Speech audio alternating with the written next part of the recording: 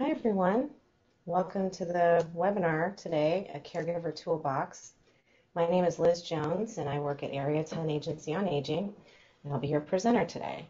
So we're going to start with Area Agencies on Aging, and these groups would be the most important tool in a caregiver's toolbox. These were established under the Older Americans Act to help older adults, 60 and older, find local community resources that meet their needs. And Indiana is served by 16 area agencies on aging, also referred to as AAAs.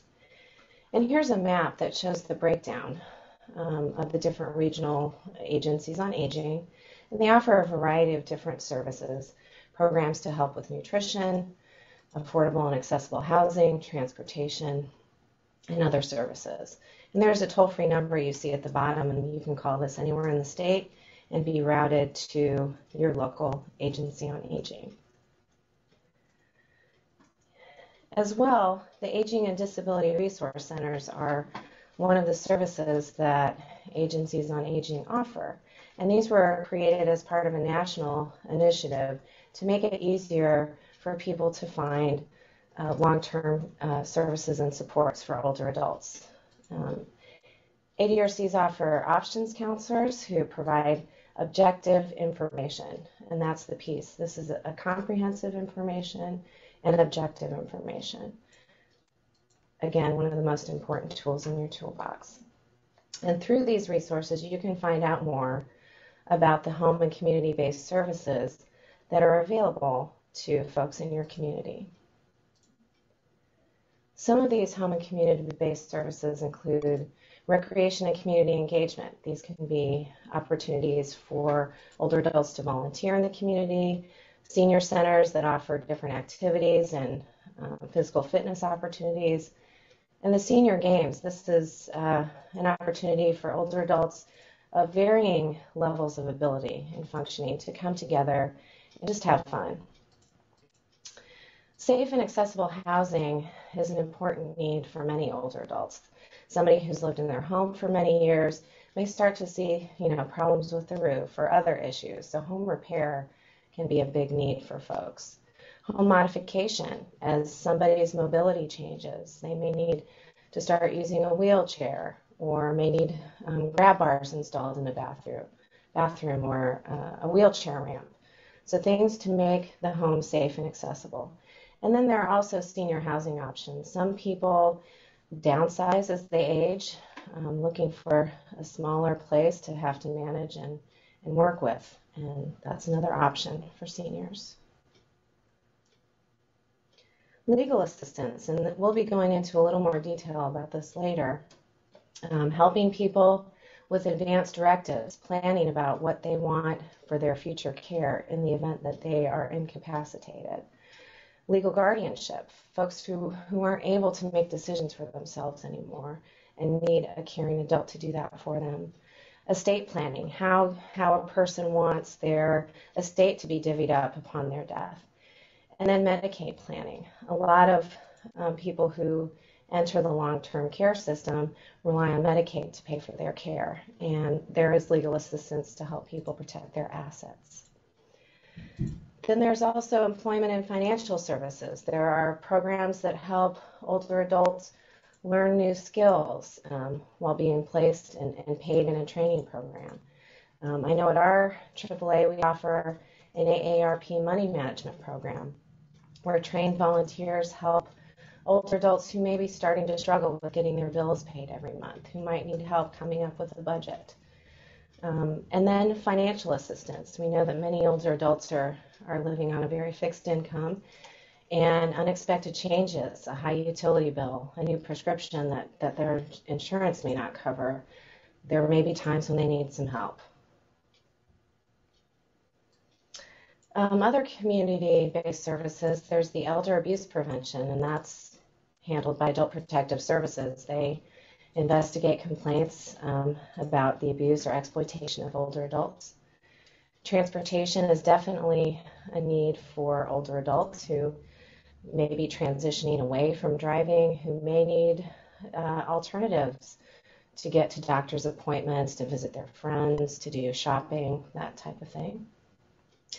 And then caregiver support, programs that offer respite care, where if a caregiver may need to work or is going out of town, a place where they can have their loved one be cared for in their absence. Adult daycare is exactly what it sounds like, a place where a loved one who may just need some supervision, a meal, some activities during the day while the caregiver is away. And then caregiver support groups. We know that caregiving can be extremely stressful, and having a place to be able to share and process things together can be a great resource. There are also nutrition programs, home-delivered meals. People may be familiar with the Meals on Wheels program. Services that deliver a nutritionally balanced meal to somebody who may have difficulty preparing meals. And at our AAA, we also offer a mobile food pantry for folks who it's difficult for them to get to the grocery store, but they are able to prepare food on their own. There are also lunch sites, places where older adults can come together in a social atmosphere. Many times they're housed at senior housing complexes, other places where older adults come together. And again, it's a nutritionally balanced meal. There are also programs like the Farmers Market Vouchers. This is a federal program that gives qualified older adults a limited number of vouchers to spend on fresh produce at their local farmers market. Or also at our AAA, we do restaurant vouchers. We have partnerships with some local restaurants where folks can get a special nutritionally balanced meal just by using a voucher. Medicare counseling. We'll be going more into some of the issues with Medicare, but having an objective source of information on Medicare is crucial, because as people start to get close to turning 65, they start getting bombarded with sales and marketing materials that really make it overwhelming for folks. And to know that there's a place that isn't trying to sell them something, that isn't trying to earn some money, we're just there to help. So that's a critical resource. And assistance in just choosing the best option, being able to make informed decisions. And another option is also helping people to be able to identify Medicare fraud and how to report that when they do identify it. So in-home services is another home and community-based service option for folks who may need it. Case management and care coordination can be a critical part. A person who just helps arrange the care, making sure that the person in need is getting the services they need, that they're happy with the providers, and helps make adjustments as needed. Home health agencies that provide medical care in the home. Agencies that help with personal care, somebody who may need help with bathing or dressing. Light housekeeping. It can be difficult to run a vacuum for some folks. Dusting, getting on step ladders can be dangerous, so having somebody to help with those things. Also, the personal emergency response systems. Those are the pendants that a person can wear around their neck, and if they have a medical emergency, they press the button which calls for help for them, which can be a critical resource for someone who lives alone. And then companionship. It's not uncommon for people as they get older to just become more isolated as family moves away, as spouses and partners may die. Loneliness can be a factor. So there are services that can include a friendly visitor who comes and visits every once in a while, or gives them a call and checks in on them. There's also the Long-Term Care Ombudsman program, and every agency on aging, every area has an ombudsman who is an advocate for the residents of the long-term care facilities in that area. And the ombudsman investigates and resolves complaints. Just because someone goes into a facility doesn't mean they leave their rights at the door. So this is really someone to help the residents, to help their family make sure that they're getting the care that they're entitled to receive. Health coverage options. So now we're going to get into some of the nitty-gritty of Medicare.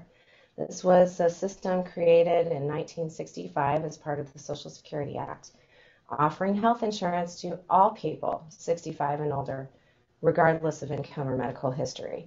And this was a huge deal. When it was enacted, only 50% of older adults had health insurance. So this has really filled a huge gap. And this is for people 65 and older, people under 65 with certain disabilities, and people with end-stage renal disease. And these are the different types of Medicare options that are available. In 2012, 76% of older adults were enrolled in the original Medicare program, which is known as Part A and Part B, which includes hospital and medical coverage. Some people who have original Medicare choose to also purchase a Medicare supplement, and these are different plans that supplement original Medicare. A new option that cropped up several years ago is called Medicare Advantage, also known as Part C, which is private insurance providing Medicare coverage in lieu of original Medicare. And 24% of folks were enrolled in that in 2012.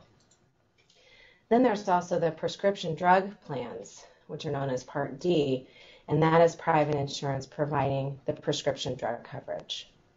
So you see there are many options, and we're just getting into those. So original Medicare, the hospital and medical, covers things like going to the hospital, needing to go to the nursing facility for rehabilitation, hospice, going to the doctor, getting your flu shot, that type of thing, as well as durable medical equipment. Things that Medicare does not cover: long-term care or personal care, so non-medical type of care.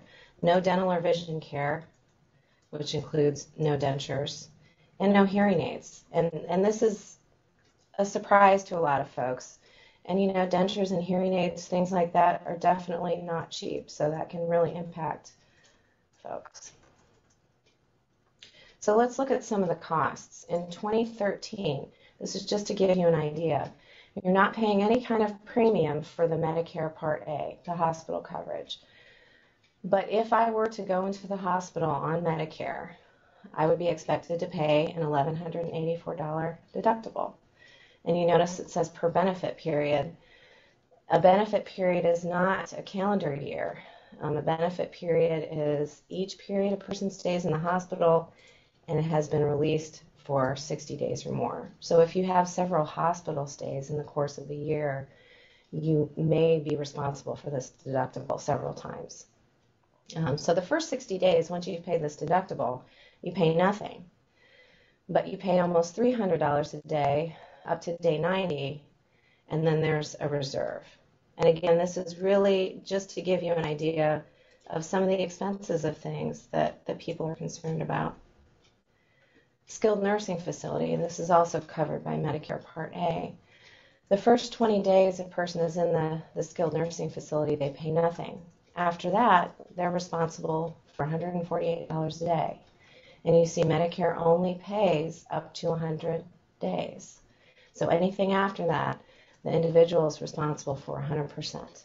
And that's when folks go into Medicaid typically, or spend down their own resources first.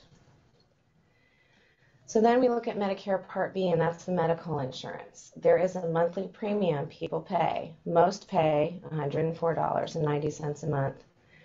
There's a deductible, so the first time you go to the doctor or use any medical care, you're responsible for that $147.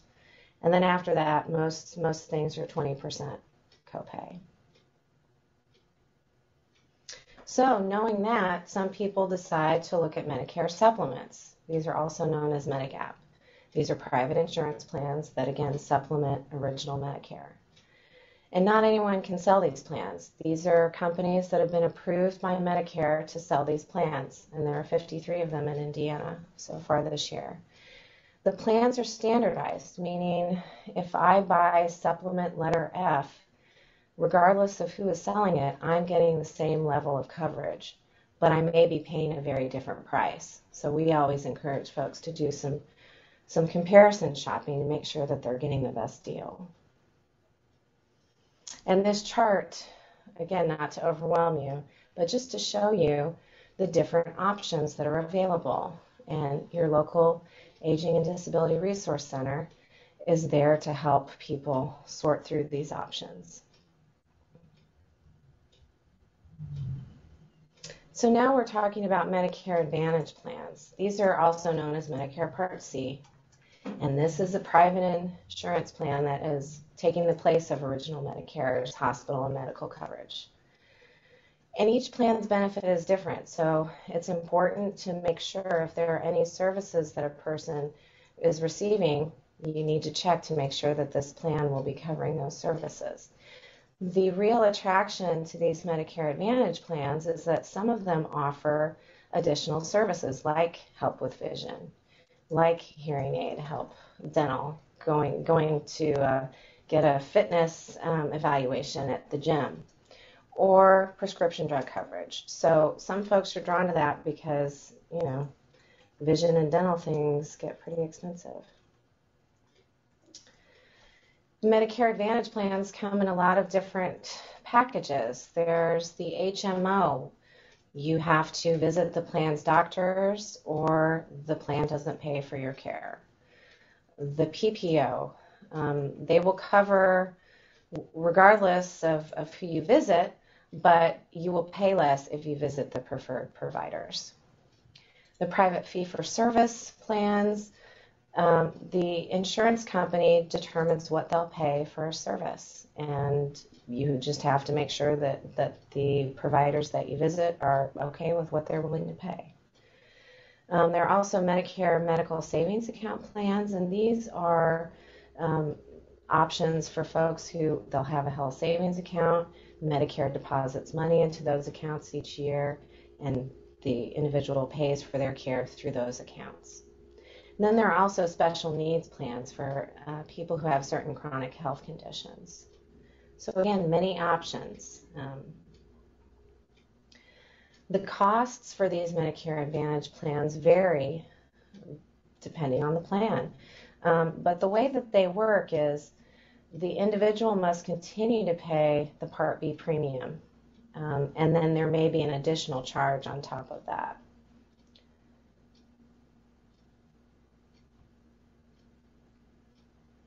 Okay, the Medicare prescription drug plans, also known as Part D, are private plans approved by Medicare to offer prescription coverage. In 2013, there were 31 different plan options offered for Hoosiers. And these plans all cover a drug in every class of drugs, but they don't cover everything. So it's very important that people do search for plans based on the medications they take and the pharmacies that they like to visit. The premiums vary. Some plans have a deductible up to $325. There are co-pays. And with these prescription drug plans, there's also a coverage gap. This is being slowly phased out by the Affordable Care Act. I think by 2016, there will not be this coverage gap. But when this plan was first offered as a way of saving money, once a plan and an individual have paid out $2,970, the insurance stops paying what they normally would pay, and the beneficiary is responsible for more of that share. So then we talk about Medicaid, and this is for healthcare coverage for people who have low income. And people can be on both Medicare and Medicaid. But Medicaid is a source that pays for long-term care in a nursing home for folks who aren't able to afford that themselves. Medicaid can also pay for medically necessary services in the home, but you do have to qualify based on income and assets. There's also long-term care insurance, and this is something that you purchase when you're in good health to cover any unanticipated long-term care costs. Plans can offer a variety of different coverage options. They are not standardized, so it's important to look at the type of care and what the requirements are. But they may include paying for nursing home, home health care, or adult daycare. And there are different options for long-term care insurance. This can be purchased through private insurance sellers, or through the Indiana Long-Term Care Partnership Program, which is a partnership between the state and certain private insurers. And this does add some added asset protections related to Medicaid. But ultimately, the goal is to protect assets, to protect people from becoming impoverished due to the long-term health care needs that they have. There are a variety of different programs that can help people who are struggling with their finances. There is a type of Medicaid known as the Medicare Savings Program that has different levels of eligibility. The most basic would pay for the Medicare Part B premium for a person. And it can go up to help paying co-pays and deductibles depending on what the person qualifies for. There's also a program called Extra Help that's offered through the Social Security Administration that helps pay the Medicare prescription drug plan premium and helps keep the co-pays very low. For people who are ineligible for Extra Help because their assets are too high, Indiana offers another program called Hoosier RX that such people can qualify for that also helps with the Medicare Part D premium. There are also private insurance companies that offer prescription assistance programs where people apply and can qualify for programs that will offer them the prescriptions they need free of charge. As well, there are in-home services subsidies, and these are federal and state resources typically administered through your local area agency on aging that can help pay for necessary in-home care, like help with bathing, dressing, meal preparation, light housekeeping, that type of thing. So now we're going to move into the legal and financial planning piece.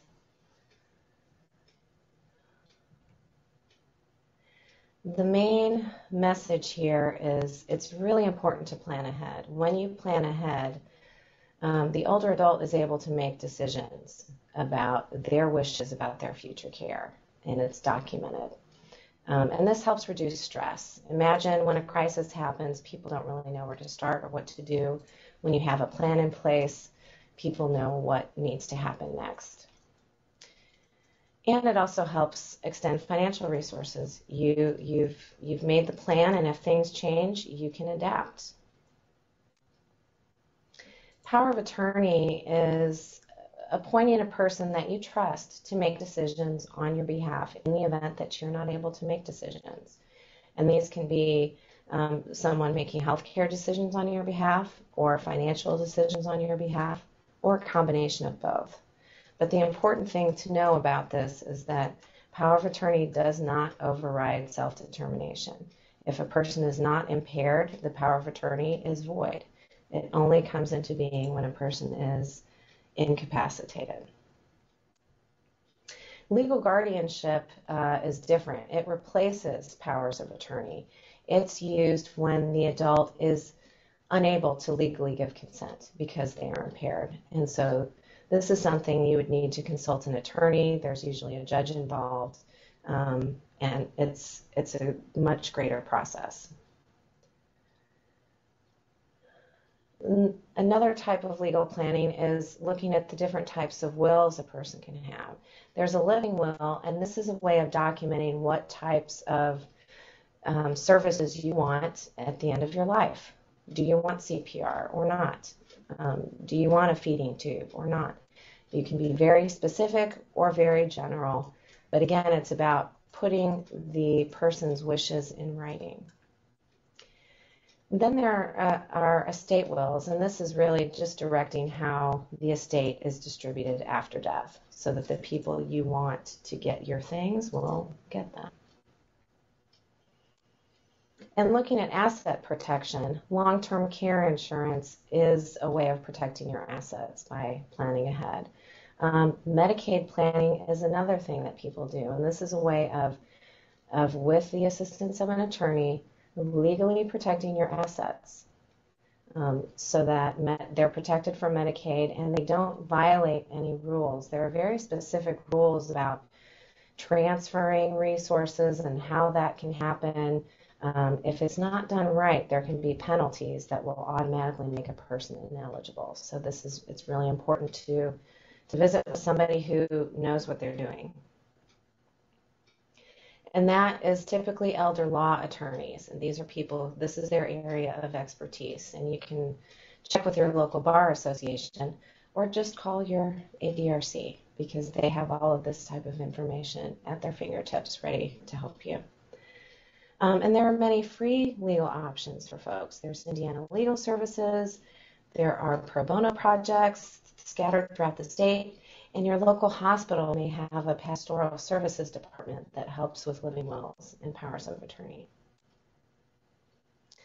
So the main point of all this is to contact your area agency on aging. It doesn't have to be difficult to find help. The folks who are there to help, this is what they do every day. Their job is to help people find whatever it is they need help with.